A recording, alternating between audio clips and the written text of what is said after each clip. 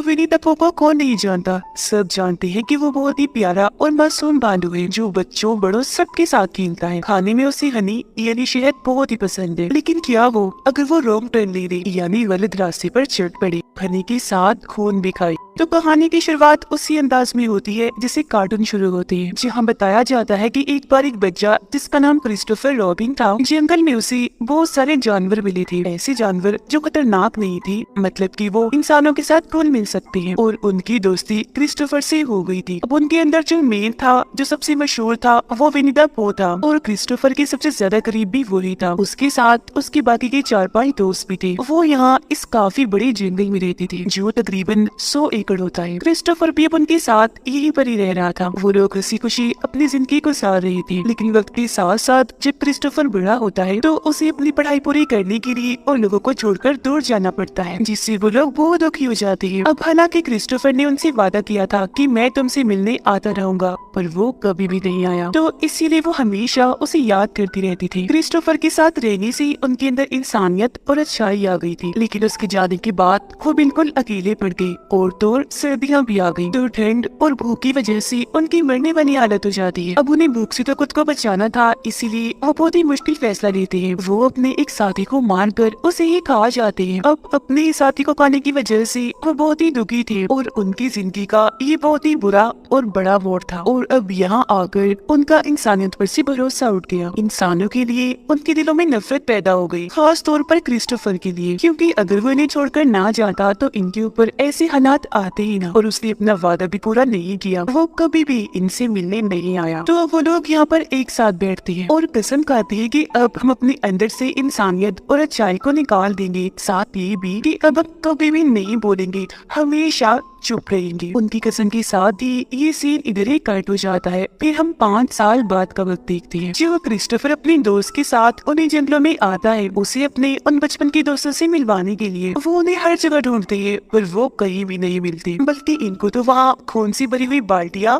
बर्तन, गोश्त, मांस के टुकड़े और उनके साथी की लाश मिल जाती है, यानी जिन्हें वो सारे जानवर खा रहे थे। अब ये देखकर वो दोनों काफी डर गए थे, तो इसीलिए वो फौरन वही छुप जाते हैं। वो यहाँ से निकलना चाह रहे थे, लेकिन तब तक यहाँ पर विनी द पो और उसका साथी आ चुके थे। इनकी बदकिस्मती, वो दोनों इन्हें देख चुके थे। आते ही वो चीन से क्रिस्टोफर के दोस्त का गला घोटकर उसे मार देते हैं और उसी पकड़कर घसीटकर अपने साथ कहीं ले जाते हैं। फिर इसके बाद दिखाया जाता है कि खबरों पर और मीडिया पर हर जगह यही बातें चल रही है कि इन जंगलों में कोई खतरनाक क्रिएचर रहता है जो किसी को भी नहीं छोड़ता। हजारों की तादाद में लोग वहाँ गए हैं, पर कभी भी बचकर वापस नहीं आए, और अभी तक इस बात का पता भी नहीं चल पाया कि आखिर वहाँ पर है क्या। इसके बाद अगले सीन में हम एक लड़की को देखते हैं जिसका नाम मारिया होता है। हाल ही में उसके साथ एक हादसा हुआ था, जिसकी वजह से वो सदमे से अभी बाहर आई थी। एक अनजान शख्स उसका काफी टाइम से पीछा कर रहा था, और एक दिन तो उसके घर आ गया उसे पकड़ने के लिए। पर हालांकि उस आदमी को पुलिस ने पकड़ तो लिया था, पर उसका बुरा असर आज तक मारिया के दिमाग में रह गया, जिस वजह से उसके डॉक्टर उसे छुट्टियां मनाने के लिए कहीं पर जाने का मशवरा देती है, ताकि उसका दिमाग बदल सके और सारे बुरे ख्याल उसके जहन से निकल जाए। तो इसीलिए अगले दिन मारिया अपने कुछ दोस्तों के साथ उन जंगलों के पास ही बने एक केबिन में छुट्टियां गुजारने के लिए चली जाती है। रास्ते में वे गैस स्टेशन पर रुकते हैं, पर ये पूरा ही गैस स्टेशन बंद था, तो इसीलिए ये लोग आगे निकल जाते हैं, जहाँ मारिया की मुलाकात एक कपल से होती है, जिनसे थोड़ी बहुत बात करके वो यहाँ से चली जाती है। जिसके बाद ये लोग अपनी मंजिल यानी उस केबिन में पहुँच जाती है जहाँ उन्होंने छुट्टियां गुजारनी थी। अब उनकी एक दोस्त जिसको भी यहाँ आना था, वो रास्ता भटककर उन जंगलों में पहुँच जाती है, जहाँ तभी अचानक उसकी नजर विनी द पो पर जाती है, जो तेजी से उसकी तरफ ही आ रहा था।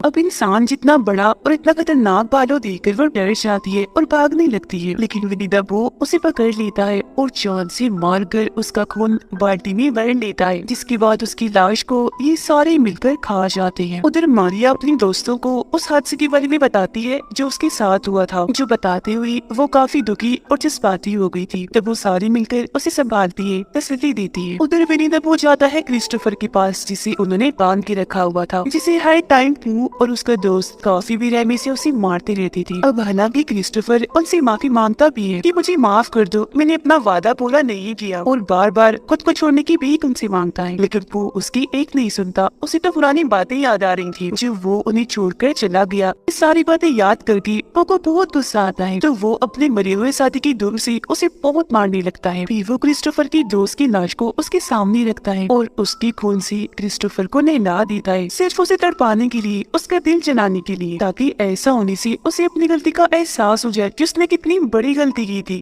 कुछ देर के बाद क्रिस्टोफर की दोस्त की लाश को वो फेंकने के लिए जा रहा था, लेकिन तभी उसे रास्ते में म्यूजिक की आवाज आने लगती है जो केबिन से आ रही थी और लड़कियों ने लगाया हुआ था। तो अब वो उसी रास्ते पर जाने लगता है और केबिन के पास आ जाता है। मारिया की एक दोस्त यहाँ पूल में नहा रही थी और खूब मस्ती कर रही थी, जबकि वो वहाँ आकर चुपके से उसे देख रहा होता है। हालांकि मारिया की दोस्त ने भी उसे देख तो लिया था, पर उसे लग रहा था कि शायद मेरी दोस्ती मेरे साथ मजाक कर रही है, तो इसी वो नजरअंदाज कर देती है। दोबारा से इंजॉय करने लगती है, लेकिन तभी यहाँ पर पू और उसका साथी आ जाते हैं। वो उसके मुंह पर कपड़ा रख के दम घुटने लगती है और पकड़कर उसे अपने साथ ले जाते हैं। वो लोग उसे बाहर सड़क पर उनकी गाड़ी के सामने ही ले आते हैं। पू का दोस्त उसके हाथ पर बांध कर गाड़ी के सामने ही लिटा देता है। उसके बाद वो गाड़ी में बैठकर धीरे धीरे गाड़ी चलाकर उसकी तरफ ही आने लगता है और टायर से उसका सर कुचलकर जिस्म से अलग कर देता है, जिससे बड़ी बेरहमी से उसकी मौत हो जाती है। और बस उसकी हम चीखें ही सुन पाते हैं। उसके चिल्लाने की आवाजें उसकी दोस्तों ने भी सुन ली थी, तो वो सारी एक जगह इकट्ठा हो जाती है। वो काफी परेशान हो गई थी,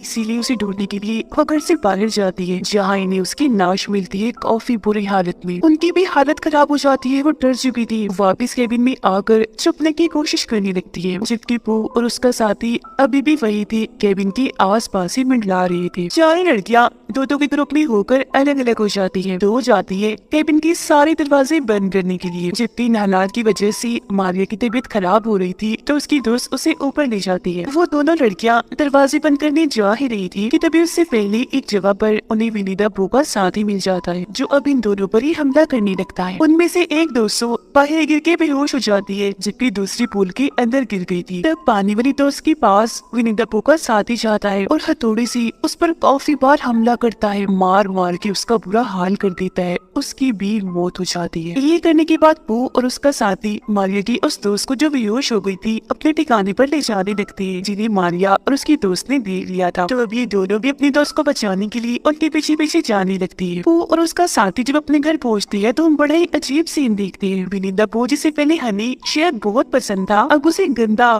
खून वाला शहद पसंद है, जिसे वो बड़ी मजे से खा रहा होता है। और उसके पास में ही मारिया की बेहोश दोस्त बंधी हुई थी, जिसे अब जैसे होश आती है वो दोबारा से उस पर हमला कर देता है और एक बार फिर से उसे बेहोश करके वहाँ से बाहर आ चुका था। इतनी देर में मारिया और उसकी दूसरी दोस्त भी यहाँ आ गई थी। वो अपनी दोस्त को होश में लाकर उसे आजाद करवा देती है। जैसे वहाँ से भागने लगती है उन्हें क्रिस्टोफर भी दिख जाता है, जो बना हुआ था, काफी जख्मी था, हालत उसकी काफी खराब थी। तो अब ये लोग उसे भी खोलकर आजाद कर देती है। अब इन्हें वहाँ पर एक और औरत की चिल्लाने की आवाज आती है। जब क्रिस्टोफर उन दोनों को उसे बचाने के लिए भेज देता है। वो औरत असल में दर्द की वजह से चिल्ला रही थी, उसे बहुत बुरी तरह से मारा हुआ था। अब ये औरत और कोई नहीं बल्कि वो है जो मारिया को मिली थी जब उसका हस्बैंड भी उसके साथ था, और इन दोनों ने मारिया से बात भी की थी। ये औरत अब इन लोगों को उन दोनों के बारे में बताने लगती है, यानी कि बू और उसके साथी की। वो कहती है उनमें से एक बालू है, दूसरा उसका दोस्त है जो पी गए, जिन्होंने बहुत सारे लोगों को मौत की घाट उतार दिया है, वो भी बहुत बेरहमी से, पर कोई भी उसकी बात नहीं सुनता। वो औरत फिर बताती है कि जो बू है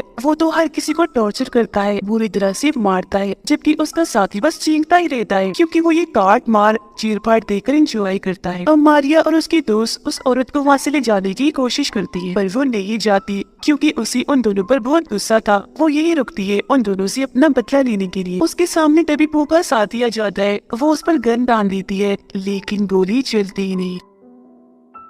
तभी पीछे से वो आकर उसे आग की भट्टी में धक्का देता है, जिससे बड़ी बेरहमी से जलते जलते उसकी मौत हो जाती है। और उसकी मौत को देखकर वो बहुत इंजॉय करती है। तीनों लड़कियों ने भी ये नजारा अपनी आंखों से देख लिया था। पूरी तरह वो डर गई थी, अपनी जान बचाने के लिए वहाँ से भागने लगती है। उनमें से एक लड़की पीछे ही रह जाती है, जिसके पास पू का साथी आता है, जबकि बाकी दोनों लड़कियां भाग जाती है, जिनके पीछे पू भागता है, जिसे चकमा देकर वो दोबारा से भागने लगती है। आग से डराकर उसे दूर भगाने की कोशिश करती है। वो लड़की जिसके पीछे पो का साथी किया था, चालाकी से उसे उसकी चेन में बांध देती है और उसकी हथौड़े से उसे काफी पीटती है, बहुत मारती है, ताकि वो सारे लोगों और अपने दोस्तों की मौत का बदला ले सके। वो उसे लगातार मारती ही रहती है, जिससे वो मर तो जाता है, लेकिन तभी उसके पास पो आ गया था। अपने दोस्त को मरता हुआ देखकर उसे बहुत गुस्सा आता है, इसीलिए वो उसके मुंह में चाकू घुसा देता है, जिससे उसकी भी वही मौत हो जाती है। मारिया और उसकी दोस्त भागकर सड़क पर आ गई थी, जहाँ इनके सामने एक गाड़ी भी आ जाती है, जिसके अंदर 4 लोग बैठे हुए थे और ये दोनों काफी घबराई हुई थी, उनसे मदद मांगती है। उन्हें समझाने की कोशिश करती है कि वहाँ जंगल में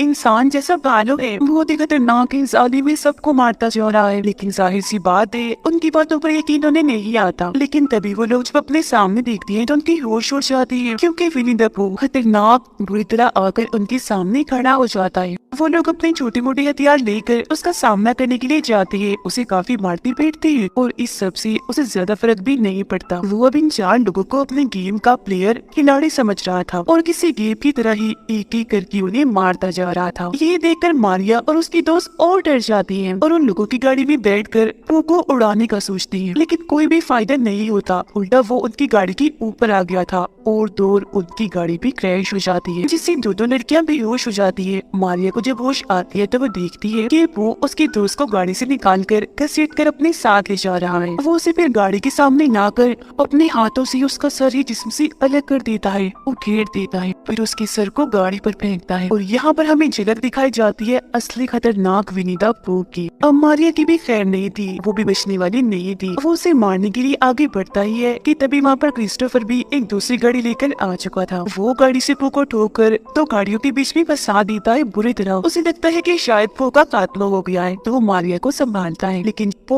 उन दोनों गाड़ियों के बीच से निकलकर आ जाता है। सही सलामत था, उसे कुछ भी नहीं हुआ था। बाहर आते ही वो मारिया को दोबारा से पकड़ लेता है। वो उसे मारने ही वाला था कि तभी क्रिस्टोफर सामने आकर उससे बहुत मिन्नतें करने लगता है उसकी जान छोड़ने के लिए। वो कहता है कि तुम मारिया को छोड़ दो, मैं तुमसे वादा करता हूँ सारी जिंदगी मैं यही इन्हीं जंगलों में रहूंगा तुम्हारे साथ, तुम मेरे पहले दोस्त हो विनी द पू। लेकिन सालों बाद आज कसम तोड़कर पू बोल ही देता है कि तुम चले गए थे, अब कुछ नहीं हो सकता। बस इतना बोलते ही वो मारिया का गला ही चीर देता है। अब ये देखकर क्रिस्टोफर काफी डर से गया था, उसे लग रहा था कि वो भी पू का शिकार हो जाएगा, पर फिर भी वो भाग जाता है। जबकि पू जो काफी घबराया हुआ था, वो खिलाया भी था, कई बार मारिया पर वार करके उसके जिस्म के सैकड़ों टुकड़े टुकड़े कर देता है। हम खतरनाक पू को देखते हैं, जिसने ये फैसला कर लिया था कि वो आने वाले हर एक इंसान का इससे भी बुरा हाल करेगा, क्योंकि इस बुराई के रास्ते पर उसे बहुत अच्छा लग रहा था। इसी के साथ ये कहानी इधर ही खत्म हो जाती।